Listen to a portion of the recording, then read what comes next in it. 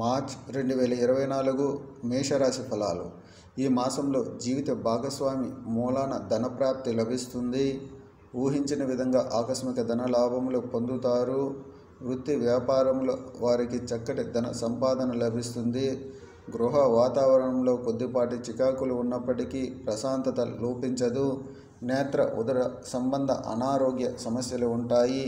మీ మీద పైవారి ఒత్తిడి ఉండటం వలన నిద్రలేమిని అనుభవించవలసి ఉంటుంది.